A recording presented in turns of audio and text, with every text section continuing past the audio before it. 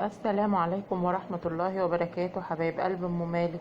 ازيكم؟ عاملين ايه؟ يا رب تكونوا في احسن صحة واحسن حال. اهلا بكم في قناتي احلى اكلة من مطبخي. بداية قبل ما نقول اي حاجة، مش عايزين ننسى نصلي على النبي. اللهم صل وسلم وبارك عليك يا حبيبي يا رسول الله، صلى الله عليه وسلم. صلوا عليه يا بنات. تاني حاجة، يا ريت لو القناة عجبتك ما تنسيش تحطي لي لايك للفيديو، وتعملي لي اشتراك في القناة وتفعلي الجرس. طبعا اشتراك من المربع الاحمر اللي موجود اسفل القناة، وتعملي اختيار الكل عشان ان شاء الله اي فيديو انزله يوصلك باذن الله. طبعا النهاردة هعمل روتين في اوضة النوم. هروقها طبعا واظبطها لانها كانت مكركبة كده على بعضها، وبالمرة ابقى يعني نظفت تنظيفة ايه للعيد كده، لان انا كنت منظفة تحت السراير، فمش هعمل حاجة تحت السراير. طبعا عارفين العيد خلاص على الابواب اهوت، كلها حوالي اقل من 20 يوم او 15 يوم. هبدأ طبعا اروقها كده. طبعا الدنيا كانت مليانة تراب عندي، لان البيت اللي جنبي كان بيتبنى، فمش عايزة اقول لكم بقى الردم والاسمنت والحاجات دي كلها، بصوا كانت مبوظالي الشقة خالص. فطبعا عملت روتين للصالة ولأوضة النوم. ظبطت بقى الأوضة كده، وهغير الفرش وهروقها معاكم. طبعا اللاب زي ما انتوا عارفين ما بستغناش عنه، عشان ببقى بعمل مونتاج او بعمل حاجة للفيديو فبشتغل عليه يعني، فانا كنت حاطاه يشحن. زي ما انتوا شايفين الأوضة مكركبة كلها على بعضها. هشيل الفرش بتاع السرير ده هغيره اهو. الدولاب كمان همسكه المعه كده بالملمع واظبطه، وهلمع التلفزيون، وهلمع كل الحاجات اللي انتوا شايفينها دي. دي طبعا شكارة العليقة بتاعت الفراخ، ما ملهاش اي مكان احط فيها غير هنا بصراحة. والسجاجيد كمان محطوطة. بس طبعا هشيل ده كله وهروق تحت وهمسح وهنضف الأوضة ايه، واخليها زي الفل ان شاء الله. اهم حاجة بس انتي قبل ما تعملي اي حاجة في شغل بيتك، تقومي وتتبرئي من قوتك وحولك الى قوة الله وحوله، علشان ربنا يعينك ويقويكي وتقدري تعملي كل اللي انت عايزاه في بيتك.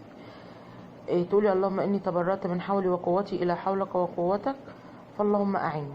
وتقومي بقى ان شاء الله ان شاء الله بتاخدي كمية طاقة ايجابية، تقدري تخلصي كل اللي انت عايزاه في شقتك، وتبقى شقتك نظيفة وزي الفل. والمروحة كمان هاخدها بره، هلمعها كده وانضفها، علشان خاطر فيها التراب برضو. بصوا كل حاجة مش هسيب حاجة مكان، هنضف كل حاجة منها عشان اخلص من التراب، ومنها عشان هتبقى ان شاء الله ترويقة العيد. لما العيد يجي علينا بخير ان شاء الله، هقوم جاية بس مغيرة فرش السرير، وفرشة بقى يعني ملاية تانية، ومفرش السرير بقى، واظبط الأوضة استقبال للعيد كده. بدأت طبعا افك الخداديات بتاعة السرير، واشيل المرتبة. انا بخزن البطاطين بتاعتي تحت ما بين المراتب كده. اوقات بغسلها قبل الشتاء ما يجي، يعني في الصيف كده عشان اسيبها تتحمص في الشمس. واوقات بغسلها بعد ما بعينها، يعني قبل ما بعينها كده بغسلها. بس الاغلبية انا بغسلها في الصيف عشان خاطر الشمس تحمصها كده وتبقى حلوه. وطبعا كيس المرتبة ده كان مقطوع، برضو هخيطه. اهم حاجة ان لازم نكون مرتبين نفسنا هنعمل ايه، علشان خاطر ما نحسش ان الدنيا اتكركبت علينا وما احناش عارفين نبدأ بايه ولا نخلص ايه الاول.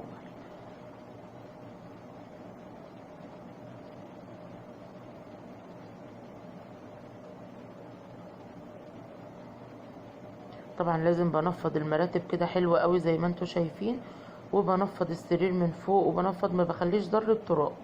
اهم حاجة التراب ده، لان اصلا يعني بيخنق الواحد كده، وبتحس ان هو بيجيب طاقة سلبية في البيت، ما بيبقاش حلو. وهظبط البطانية دي وهظبط المراتب. هشيل يعني هقلب المراتب، هخلي الناحية دي الناحية دي كده، يعني انتوا فاهمين طبعا انا عايزة اقول لكم ايه. اهو هنفض حلو قوي كده، لان برضو هجيب الملمع وهمسح السرير، وهمسح الحاجة وهلمعها كلها.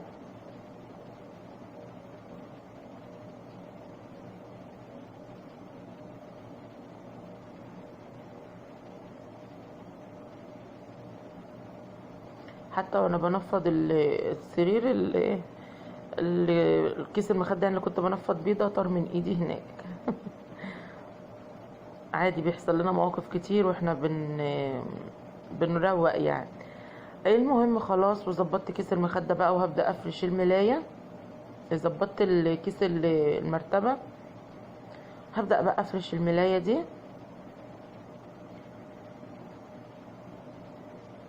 طبعا يا بنات، مثل بيقول اكنس بيتك ورشه ما تعرف مين يخش. المثل ده طبعا مثل صح 100%، لان لازم شقتك تبقى نظيفة على طول. عارفين يعني، انا بيتهيألي والله يعني مش وانا كده برضو، انا يعني مش هقول لكم لا، انا مش كده.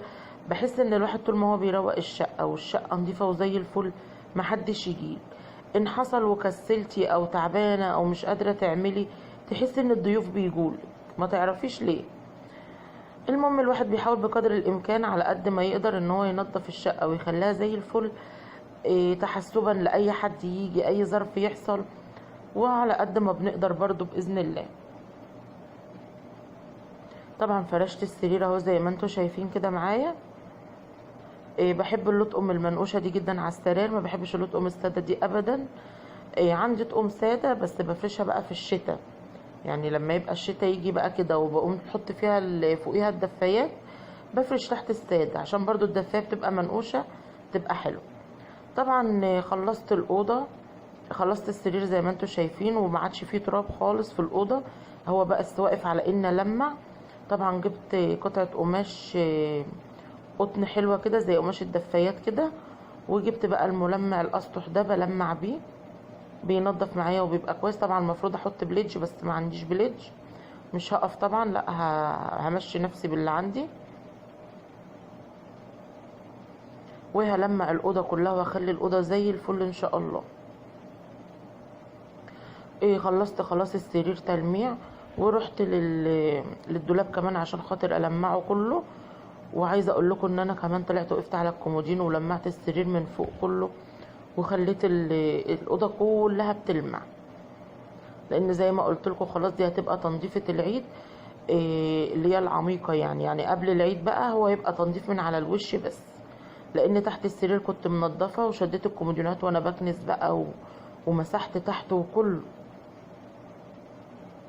طبعا طلعت التراب كله بقى كده، عايزه المه اهو، عشان خاطر برضو يعني انا لسه هكنس تاني وهمسح، بس انا قلت اما الم التراب اللي طالع ده علشان يعني ما يجيش في رجلي مثلا وانقل التراب من هنا لهنا، برضو يعني ابقى شغاله على نظافه كده.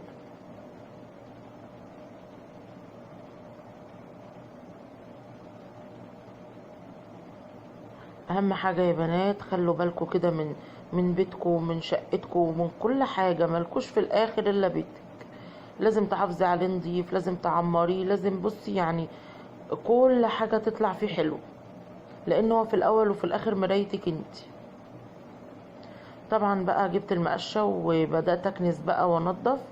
بقول لكم هنا انا هشد الكومودينوهات ديت وهكنس وامسح تحتها وانضف يعني، وهشد التسريحه وهمسح تحتها. فهخلص وهرجع معاكم.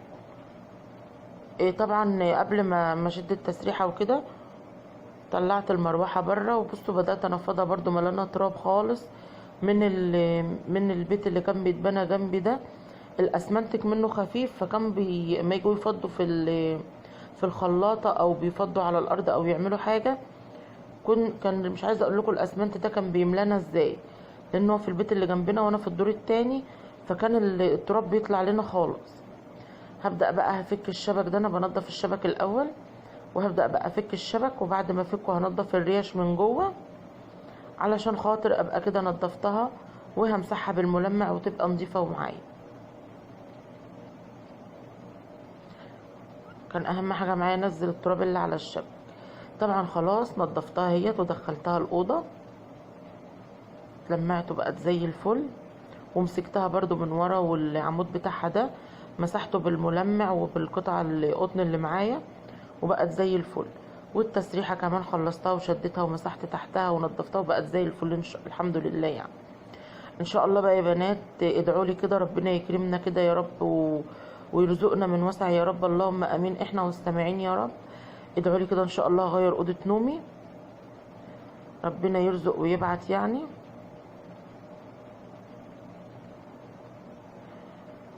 بس اهو زي ما انتوا شايفين خلاص خلصت، وشلت كمان العلاقه والكرتونه بتاعه الكسوه دي، ومسحت تحتهم ولمعت الاوضه كلها، وما عادش في اي حاجه عايزه تتعمل فيه. بس كده يا حبايبي. طبعا انا بحب لما اخلص اقوم جايه التوكه دي برضو نضفت ومسحت وحطيتها تاني، مش عارفه ليه. المهم بحب لما اخلص بقى كده اقوم جايه مشغله القران في الاوضه، واقوم جايه طافيه النور ورشه المعطر وقافله الباب وطالعه. اجي بقى لما اجي افتحها كده، المعطر هو بقول لكم عليه اللي انا بستعمله. اجي بقى لما اجي فاتحه الاوضه مثلا، داخله اجيب حاجه او داخله اعمل حاجه، الاقي ريحه حلوه كده مقابلاني، والنور كمان بخلي نور خفيف خالص في الاوضه،